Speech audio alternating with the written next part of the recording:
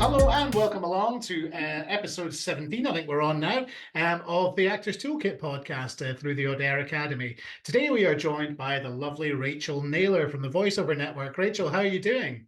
I'm good, thank you. Really good. Thank you for having me. Oh, fantastic. Thank you very much for coming on. So why don't you tell our listeners, who is Rachael Naylor? I'm an actor. I'm a voice actor. I've been a voice actor, for over 20 years now. I am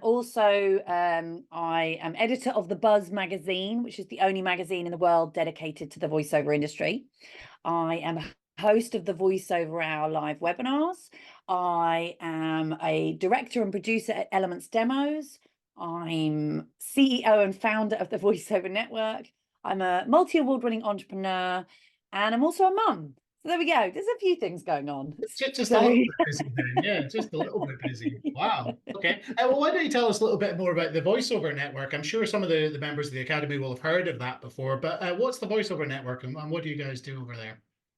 So the Voiceover Network is a membership organization for voiceover professionals around the world. And it's for, anyone. It doesn't matter what level you are, whether you're just starting out, whether you've been in the industry for over 40 years. And I started it back it was 9 years ago, so 2015.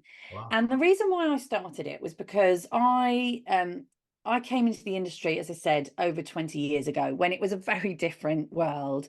You had to have an agent. They were kind of like, you had to have one to get work. You didn't have a home studio unless you were like super rich, which I wasn't. And there was a community. There was no help and support. There were no workshops. There was no kind of community. It was a really difficult industry to get into. And I had this amazing moment where I first got into a recording studio, and I just had this amazing moment where it was like everything in my life had suddenly come together, and I just knew that this was where I was meant to be. And at that point, it's like, right, I get my voice demo made. And what do I need to do? Okay, great. Send it off, get an agent. Okay, fab. I just had this really strong feeling that this was where I was meant to be. So I got my demos made, my CDs made up, took them down to the post office. Back then we had to send them in the post. And the first round of rejections came. And that was really tough because I had this strong feeling in me that this was where I was meant to be. And but yet I couldn't get an agent. I was what? No, this isn't right. So I took a while, then decided to try again, tried again, got rejected again. Went away, licked my wounds, decided to try again, got rejected again. And this was tough because I was absolutely adamant this was what I was meant to do. So I then decided, okay, fine, agents don't want me. I'm just going to go ahead and start trying to get work myself. And so I started sending my demo out to production companies, and it wasn't really the done thing back then, but I was like a dog with a bone. I've got to make this work. And I had this amazing moment where I sent my demo to a production company, landed on the desk. They were casting for the Voice of Virgin Media. They got me in. They asked me to come in for an audition. This was my first audition, proper audition. And I went in and I did the audition, and I had no idea how I'd done. I left thinking that was fun. Great. Okay. It was a couple of weeks later that I got the call. I was in the gym and I got the call, and it was the producer, and she said, you got it. You are now the voice of Virgin Media. And at the time I was like, wow, great. How exciting. I have no idea what that means, but you're excited, so I'm excited. Anyway, I went on to record every week for 13 years for Virgin Media. Wow. So yes, so my voice, yes, you have heard my voice on, all of Virgin Media, Virgin Mobile, Virgin Business. And I did that. I mean, I'm still on all the systems. I still do the odd thing for them, but I was recording every week for 13 years. And I tell that story because I just want you guys to know that, if you do believe that this is for you, go for it. but it kind of ties into why I started the voiceover network. So then I went on to then find success in voiceover and get a great agent and start booking loads of work, and it was fantastic. And I went through this feast and famine where, you know, one minute I was flying high in and out the studios, the next minute my phone would stop ringing and the emails would stop coming and it would go really quiet, and then it would pick up again and then it would go quiet. This drove me mad. I thought, this is what's going on here. And I realized that it was the business side of being a voice actor that I didn't understand. And so I, like lots of you guys, I did performing arts at college. I went to drama school. You know, when I saw people doing business studies, I was like, what? That just sounds like the worst thing ever. So I never studied business. It was always about, give me a microphone and a stage and I'm happy. Mm. So there I was thinking, okay, I have to learn about business. And that's severely lacking in the industry. The drama schools, especially, they don't teach you how to be a working actor. Yeah. They teach you how to act, but that's about Yeah. it. And that's Yeah, one of the reasons we set up the academy in the first place, because that side of the industry is so lacking. definitely. Because you come out of drama school, you know, and you're so not equipped. You're sort of ready. You've had all this wonderful training, and you're all ready to kind of come out. And you come out, and there's just, yeah, it's very different. And understanding being a business, because you are a business as an actor and as a voice actor, you absolutely, you are a business. So I ended up going along to this talk, and I listened to this entrepreneur who had an organization for entrepreneurs, and I thought, okay, I prefer the word entrepreneur to business. So I was like, okay. And he was very funny, and he was, you know, very colorful, and yeah. So I signed up for this organization, and I went along to all their training, and I just immersed myself in this entrepreneur world of inspirational speakers and marketing and business. And I learned a huge amount and really applied it to my voiceover business and started seeing some incredible success. And at the same time, sort of around the same time, I started a little meetup group in West London. I thought, right, let's go for a drink with three other voiceover artists.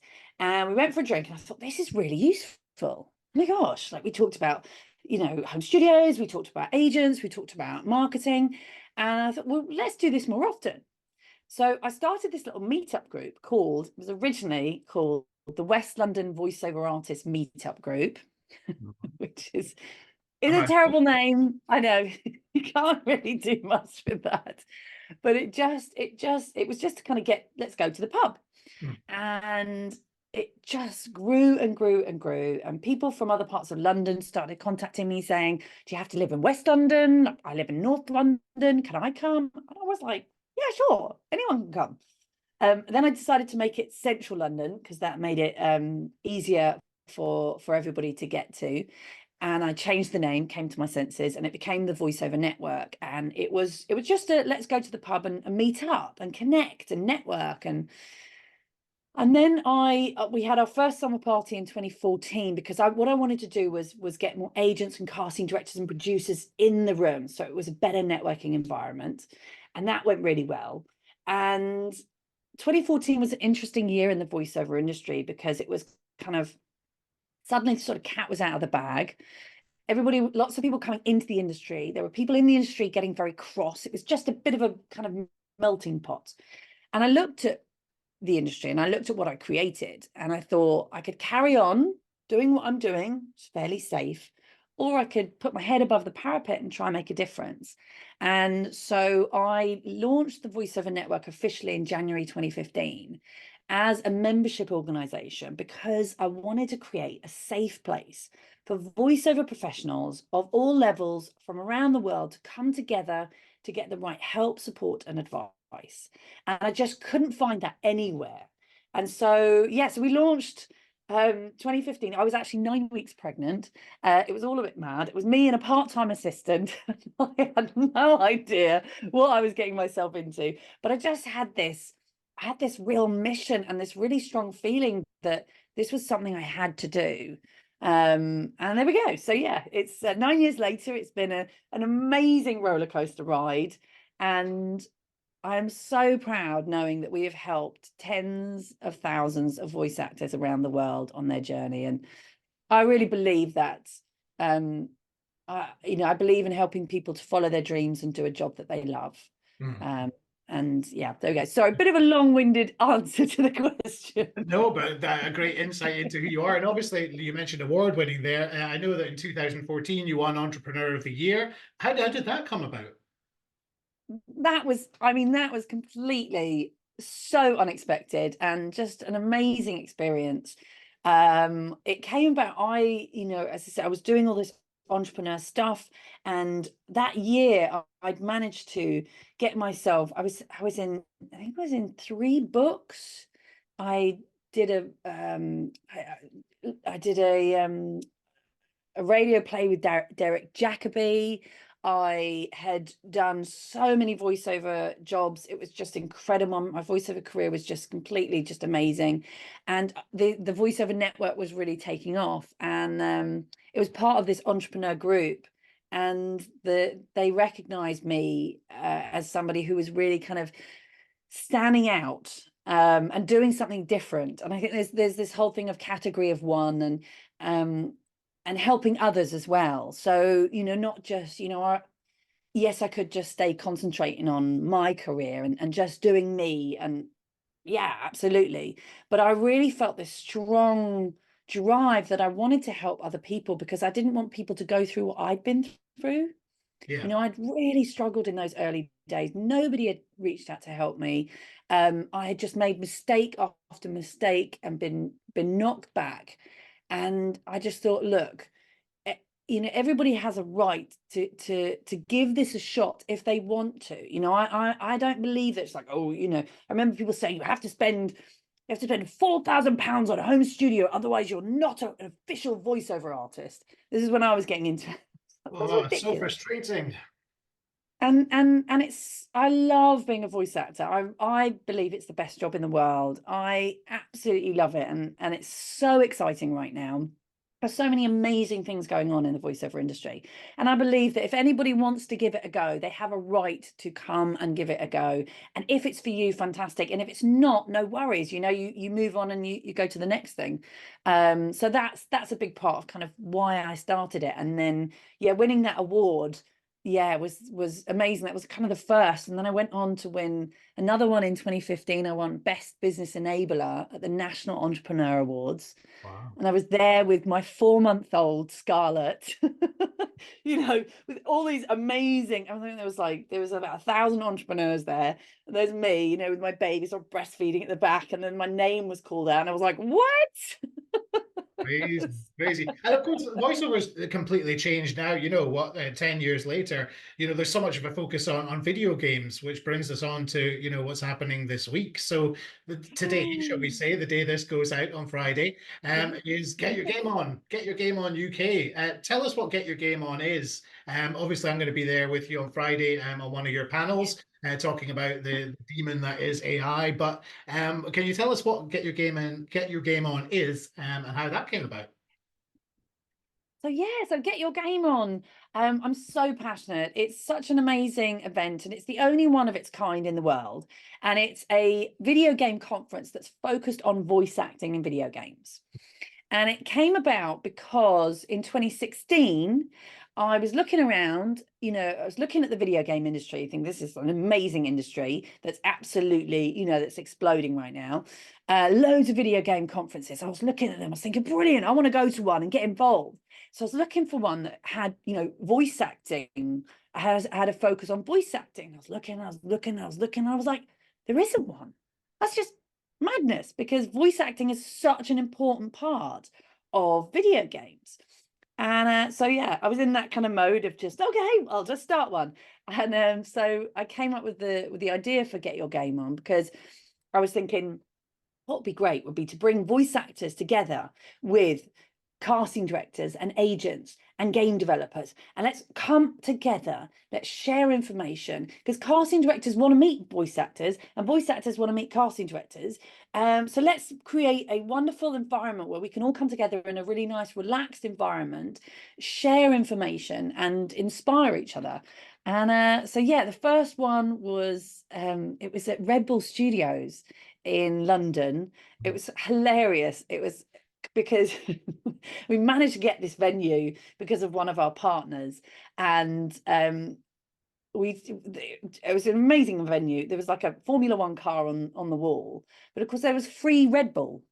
So by the end of the day, everybody was just like, hello, hello. So which was really funny. But that was the first event, and we've gone on to we did it in London. Yeah, it was 2016, 2017, 2018, 2019. Then 2020, I decided, right, let's take it to Los Angeles, because LA is kind of like, you know, the sort of the center of the entertainment world. And we did it on the 29th of February 2020. So roughly a month before the world closed down. We got, like, it was literally by the skin of our teeth. I mean, if it'd been even, I think even a couple of days later, we wouldn't have been able to do it. It was mad. But anyway, we did it in LA and it was a massive success. Then obviously we had all the lockdowns. And then we decided once the lockdowns were kind of lifted, we would do it in London and LA every year. And we have done the last 2 years. Yeah, 2020 and 2022, 2022 and 2023. And then today it is happening in London. And we've got amazing speakers, casting directors, agents, we've got game developers, we've got lots of agents coming along. And it's just a wonderful day of talks, inspiring talks, informative panels. Everybody gets a workshop. They get to do a 90-minute workshop with one of the headline speakers in the afternoon, and lots of great networking. So I know that what's wonderful about it is I know that it has changed people's lives. So there are lots of people in the video game world, lots of really established voice actors in video games now who started their journey at Get Your Game On. Like one of our own clients, you know, Marta Spetek, who was very much involved at the start. So, and she's going to be one of the guest speakers. So that's very exciting. So, and if that was, you know, which a lot of the Academy students are, an inexperienced actor, kind of new to the industry, how would you suggest going about getting involved in the voiceover side of it? So yeah, so voiceovers, yeah, if you're just starting out, I would say the best thing to do is to research. So, and come along to webinars, anything that you can. So we do the voiceover hour live webinars. We do them every Wednesday. And if you come to the voiceover network website, you can see them and they're free. So anybody can come along to those, and they're an hour, and I interview different people, different guests, and share information about the voiceover industry. So that's a really good way to kind of get started. We have lots of resources at the voiceover network, from, you know, blogs to webinars to the Buzz magazine. So there is a lot going on. And we do also have a course called The Complete Guide to Getting Started in Voiceovers, which is a 4-week online course. And again, you can find that details of that on our website under the starter level of membership. So there is a level of membership for people just starting out. So that's what we've got going on. But I know there are a lot of other places where you can get information. You want to find voice actors, and it's really important to have a community of people that you can ask questions, that you can get support. And that's really what the voiceover network is. But again, there are other places you can go.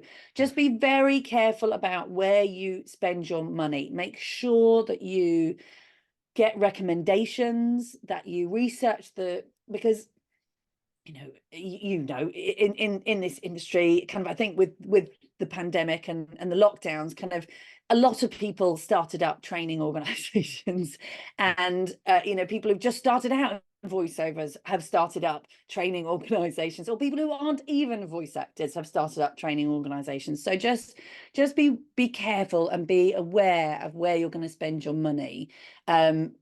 Stay away from anybody who says that, do you have a golden voice? And, if you give me, £500, you'll be, you'll make it, kind of thing. You have to do the work yourself. So you've got to understand that nobody is going to gift this to you. There is information out there that you need to learn, and there are wonderful people in our industry who will help you and support you. And I think that's why I feel the voiceover network is so wonderful, because it's not just about me standing up and telling you, do this, do that, do this. I bring in speakers. I work very hard to bring in all my contacts in the industry. And I think back actually to when I started the voiceover network. I think this is what I did really early on, and I'm sure people thought it was some sort of weird witchcraft, but because I have always believed in sharing, right? I think my parents did a good job bringing me up. The youngest of three, I guess if there wasn't any sharing going on, I would have gone hungry. So, Oh, so sharing and being generous is really important to me. And I remember early days of my career as a voice actor, seeing people in the industry go, my clients, no, this is mine, and being very sort of, I'm not going to share information. And I was shocked. And so with the voiceover network, what I've done from day one is I bring my clients to the events and share them. I bring my agents, to the events and share them, because I don't believe that they are mine. I don't believe my clients are mine to keep. I believe that the right voice will be right for the project. And if that's me, fantastic. But there's plenty of room for all of us. And I think that sharing really, it goes throughout the voiceover network, and that energy, is filtered through, and everybody is so giving and supportive of each other, in the Facebook groups and at our events. And as you're seeing today, there is a really lovely kind of family feel at the voiceover network, and I think that that's really special. So look for that when you're starting out as a voice actor. Look for somewhere where you can be supported and you can be nourished, and yeah, come along to get your game on next year. yeah, quite right. And now, obviously, there are lots of different facets of voiceover, lots of different, parts of the industry. You've Yeah. got video games, you've got audiobooks, you've got commercials. What's your favorite one to work in, and why? Oh, it's a tough one. That's a tough one. I do, and I've worked in, all the different areas, I think, pretty much. Yeah. I mean, the only one I really tend to steer clear of is audiobooks. Although I have done kids audiobooks. Mhm. Because it's just a lot of work. But I mean, it's a long day reading an audiobook. It really is. it is. I love video games. I absolutely love working in video games. And I think, all voice acting is acting, but video games really it really feeds into my love of performing. And voice acting in video games is very different. It's very different to other acting genres. And what I describe it as instant acting. Mhm. So, with film and theatre, you get your script, you get to, rehearse, you think about your intentions, you get to really kind of, work on like what is your character, why are they there, what do they want, all these things. Whereas in video games, you don't get any of that. You create your character in the audition, and then you turn up to the recording session, and you don't get to see your script beforehand. It's slightly different if you do performance capture. Performance capture you do because you have to learn your lines. But when you're going into a studio, you don't get to see the lines beforehand, which to begin with as an actor is like, what? In a lot of I cases, you need don't get to see what you look like either. Yes, you Yeah. get very little information. And the reason for that is that there is a huge amount of money in video games, and it's all very sort of secret. And there are a lot of NDAs, and so they don't want anyone to see the script beforehand. That's one reason. The other reason is that you can go in and the script is massive. In an hour, you'd be reading a huge amount of lines. So to have that printed out would be ridiculous in terms of expenses and paper. So you tend to go in and you read the lines, usually off an Excel spreadsheet. And it depends on the budget of the video game. I've been on games where, you know, you go in and you're like line, line, line, line, line. And then other games where you have 4 lines and you have an hour and you get to talk through each one with the director, and it's all wonderful. And there's a lot of money that the game developer has for those ones, the big ones. So it does depend, but you tend to be in character sight reading, which is wonderful because as I'm one of those actors, and I look back on my career and I'm definitely an overthinker. And that's one of my things. I overthink. Yeah. And so with video games, I don't have a chance to, because you can't, because you literally have to be so in the moment. And you have to go back to that real childlike state that, you know, that we all have as humans, as actors. You know, that's a big part of why we do what we do, right? We love to play and be kids. And you have to really lean into that, because your director will say, right, you're in the bunker, you've just been shot at, go. And you just have to say the line. And then it's like, okay, your friend has just died, go. And you have to say the line, and you have to really quickly kind of be in that moment, and then go from moment to moment very, very quickly. So it's a crazy world. It is, but it's really exciting. And the other interesting thing about video games, so obviously in theatre and film, you know, the story is there's a start, there's a middle, there's an end, right? And our character goes through it, you know, has a character arc. With video games, there are multiple variations, so the player can choose different ways that the character goes, and then the character changes and goes down that route.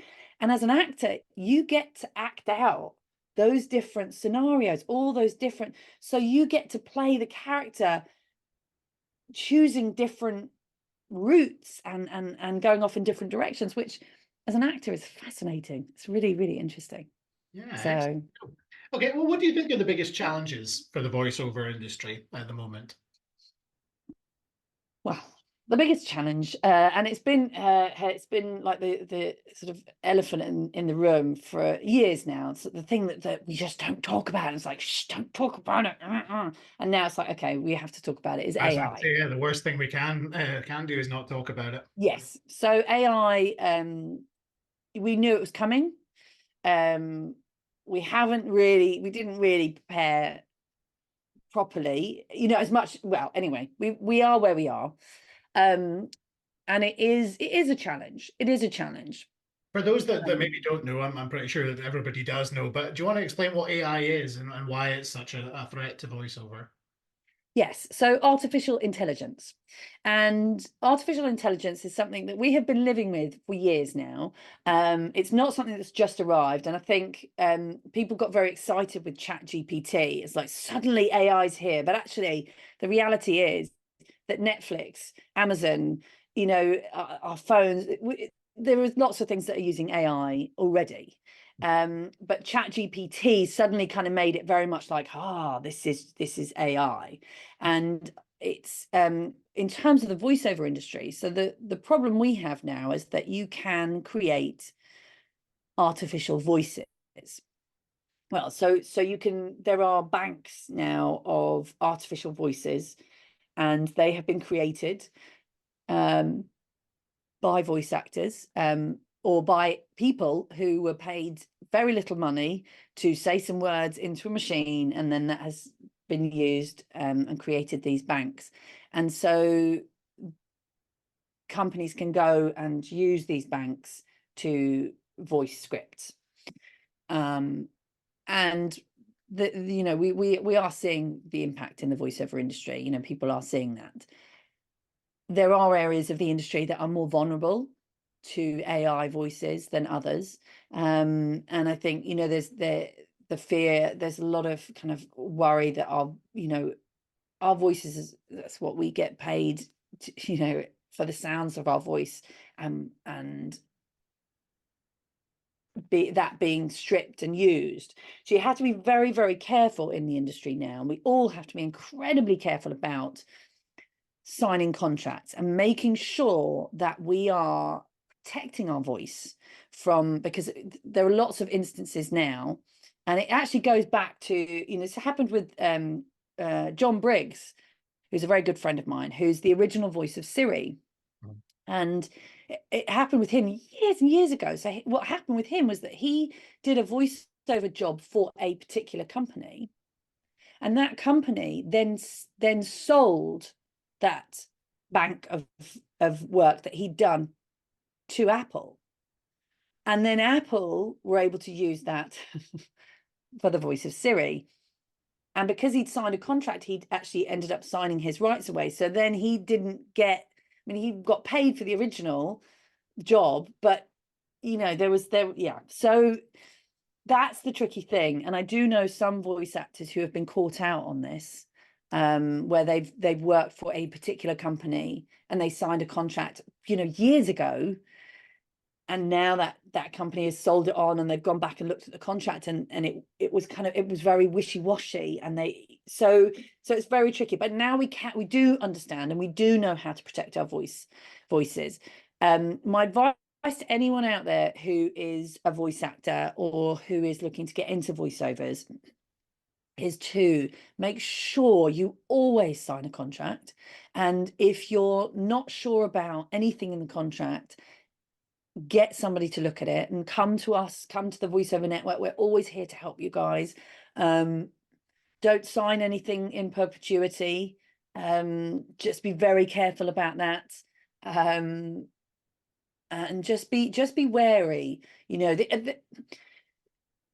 The voiceover industry has exploded, right? It particularly in lockdown, and lots of people coming into it, and there's loads of work and fantastic. Now we are going through a period where the work is shrinking down, but it's not going. There is so much work in voiceovers, guys. It's not going to disappear. AI is not going to take all the work. That is for sure.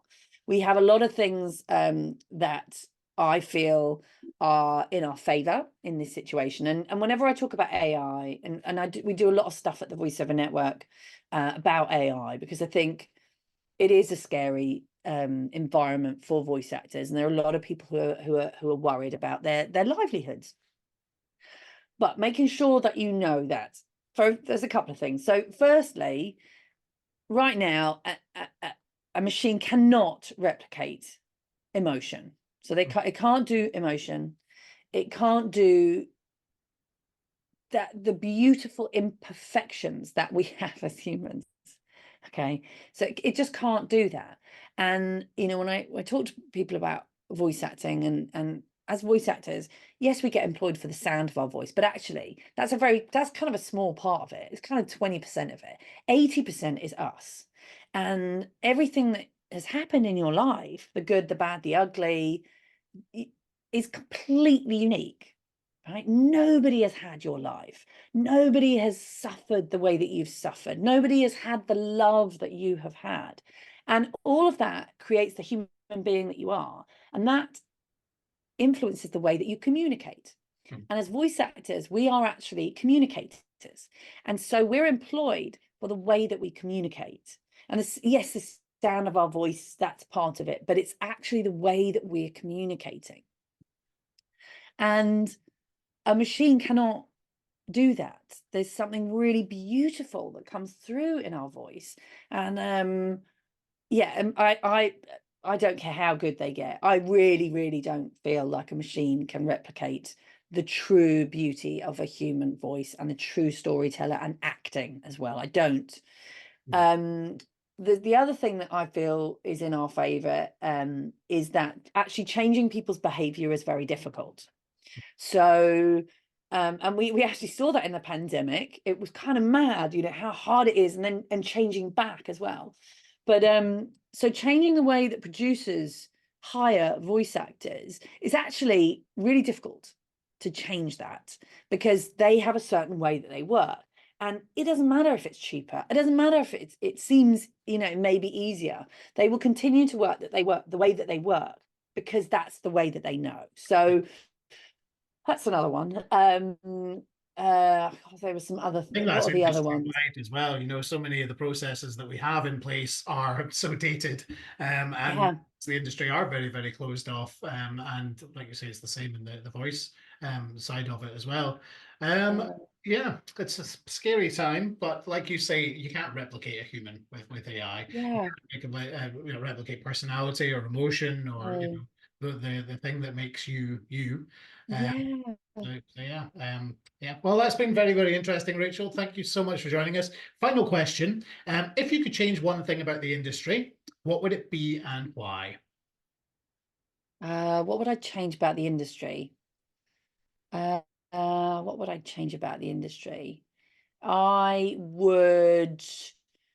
What would I change about the industry?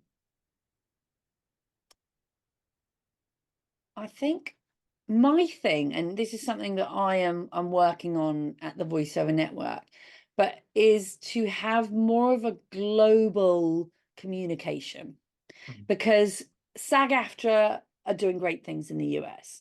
Equity are doing some great things over here. Equity in Australia are doing some great things, but I don't see the collaboration enough. And I feel like the AI stuff, yes, we are coming together more. And I love kind of bringing people together, and that again is a big part of why I do what I do, because I believe that there are wonderful things happening in the voiceover industries around the world, but we need to come together so we can share that information so that we can all rise up together, and help each other. So I think that for me, making more of a global kind of united front in the voiceover industry, and it's the same with agents, voiceover agents, because I have a voiceover agent in the UK, I've got one in Canada, and I've got one in Los Angeles, and I've got a manager in LA as well. But they don't there's no kind of communication. And as the industry, it is international, it is a global industry. There needs to be, I feel like there needs to be more kind of collaboration and more coming together of agents across the pond to work together and rise up together. Fantastic. Excellent. Well, Rachel, that's been a real insight. So thank you very much for joining us. If people want to get in touch with the VoiceOver Network, where can they find you? Yes, please do come and check out what we've got going on. There's lots of free resources on our website. So it's the voiceovernetwork.org. And we get your game on, of course, is happening today. Get your game on London 2024. But Get Your Game On London 2025 is happening on the 9th of May. So details will be going up on the website today.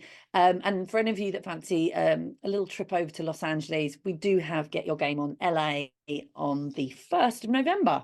So yeah, so that's going to be good fun. But yeah, there's lots. Please do, yeah, come to the website. Feel free to connect with me on social media as well. It's Rachael Naylor. I'm on all of the things, and the VoiceOver Network as well. So we'd love to hear from you guys. And yeah, we're here to help you and support you on your journey. Brilliant. Excellent. Thank you very much, Rachel. We'll speak to you again soon. Cheers. Thank you for having me.